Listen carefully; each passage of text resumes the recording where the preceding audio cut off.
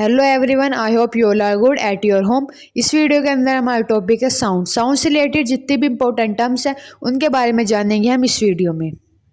तो सबसे पहले क्वेश्चन तो यही आता है, व्हाट इज साउंड। साउंड क्या है? अगर हम साउंड की डेफिनेशन की बात करें तो it is a form of energy that travel as vibration through air और अनदर मीडियम। साउंड एक एनर्जी है जो फॉर्म होती है वाइब्रेशन की हेल्प से, और साउंड को ट्रैवल करने के लिए भी वाइब्रेशन की हेल्प चाहिए होती है, क्योंकि जब कोई भी एक मीडियम किसी दूसरे मीडियम को वाइब्रेट करेगा फिर वो दूसरा किसी और दूसरे को, तो इसी प्रोसेस के थ्रू साउंड ट्रैवल करती है। आई होप आप सबका साउंड का कॉन्सेप्ट यहाँ पर क्लियर हो गया होगा।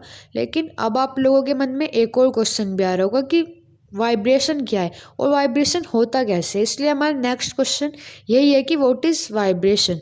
वाइब्रेशन को हम एक एग्जांपल के थ्रू समझेंगे।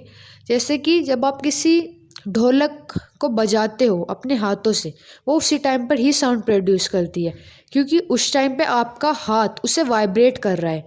अगर वो ऐसी रखी हुई है, उसके पास कोई भी उस चीज़ उसे टच नहीं कर रही है जो उसे वाइब्रेट करे, उस टाइम पे कोई भी ऑब्जेक्ट साउंड प्रोड्यूस नहीं करता।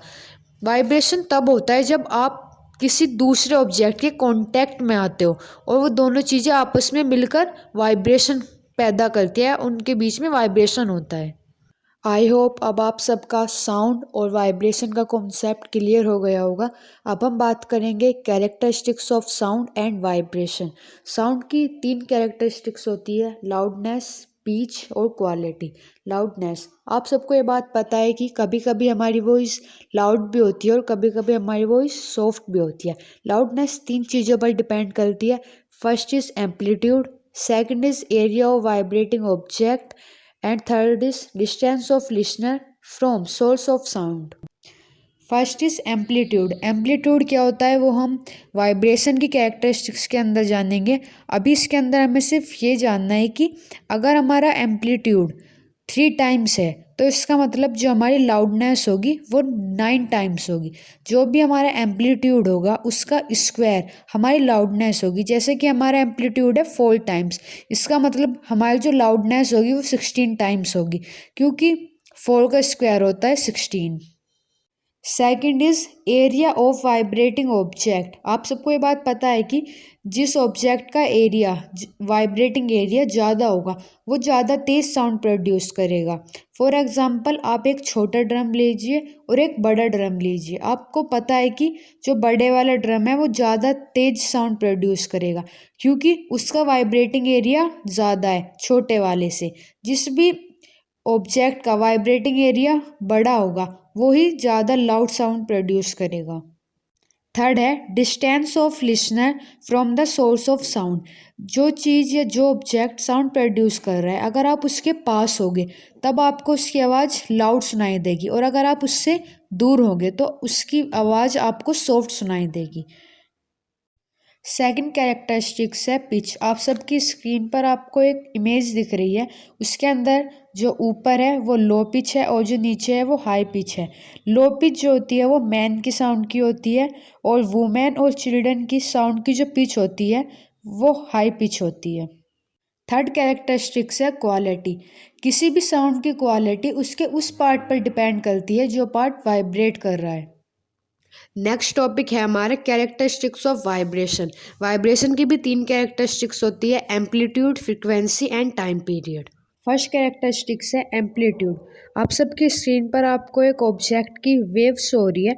उस वेव के अंदर जो जहाँ पर सबसे ज़्यादा वाइब्रेशन हो रहा है या उस वेव की हाइट जहाँ पर सबसे ज़्यादा है वही एम्पलीट्यूड है। किसी भी ऑब्जेक्ट की वेव उसके वाइब्रेशन पर डिपेंड करती है। वेव के अंदर जहाँ पर सबसे ज़्यादा वाइब्रेशन हो रहा है उसी पोजीशन को एम्पलीट्यूड कहा जाता है। सेकंड कैरेक्टरिस्टिक्स है फ्रिक्वेंसी। कोई भी ऑब्जेक्ट 1 सेकंड के अंदर कितने बार वाइब्रेट हो रहा है वही उसकी फ्रिक्वेंसी होती है।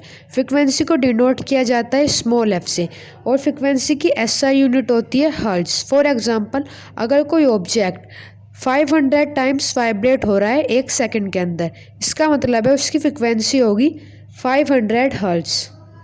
लास्ट कैरेक्टरिस्टिक है टाइम पीरियड। किसी भी एक वाइब्रेटिंग ऑब्जेक्ट को अपना एक वाइब्रेशन कंप्लीट करने के लिए जो भी टाइम लगता है उसी टाइम को उसका टाइम पीरियड कहा जाता है और टाइम पीरियड को डिनोट किया जाता है कैपिटल टी से। नेक्स्ट टॉपिक है audible and inaudible sound. Audible sound वो होती है जिनको हम सुन सकते हैं। एक ह्यूमन ही है 2000 हर्ट्ज तक की साउंड को सुन सकते हैं, इसीलिए वो हमारे लिए ऑडेबल साउंड है। और इनऑडेबल साउंड वो होती है जो 20 हर्ट्ज से कम होती है, उन साउंड को हम नहीं सुन पाते, इसलिए वो साउंड इनऑडेबल होती है। नेक्स्ट टॉपिक है हमारा noise and music. Noise unpleasant sound होती है, जो साउंड हमें डिस्टर्ब करती है, जिस साउंड की वजह से हम इरिटेट होते हैं, वो साउंड नॉइज़ होती है। और म्यूज़िक प्लीजेंट साउंड होती है, जो साउंड हमें अच्छी लगती है या जो साउंड हमें सुकून देती है, उस साउंड को म्यूज़िक कहते हैं। नेक्स्ट टॉपिक है हमारा नॉइज़ पॉल्यूशन। हमारे इन्वायरमेंट में जो अनवांटेड साउंड है, उन्हीं साउंड को नॉइज़ पॉल्यूशन कहते हैं। नॉइज़ पॉल्यूशन होता किन किन वजह से है? जो हम पटाखे पटकाते हैं उनकी वजह से नॉइज़ पॉल्यूशन होता है, लाउड स्पीकर्स की वजह से होता है, और जो व्हीकल्स की जो साउंड होती है उसकी वजह से भी नॉइज़ पॉल्यूशन होता है। नॉइज़ पॉल्यूशन से हमें क्या क्या नुकसान हो सकता है? नॉइज़ पॉल्यूशन की वजह से हमें हेल्थ रिलेटेड बहुत सारी प्रॉब्लम्स हो सकती है, जैसे कि हमें नींद नहीं आएगी या फिर हम सो नहीं पाएंगे, और हमारा ब्लड प्रेशर भी बढ़ सकता है, और भी बहुत सारी हेल्थ रिलेटेड प्रॉब्लम हो सकती है।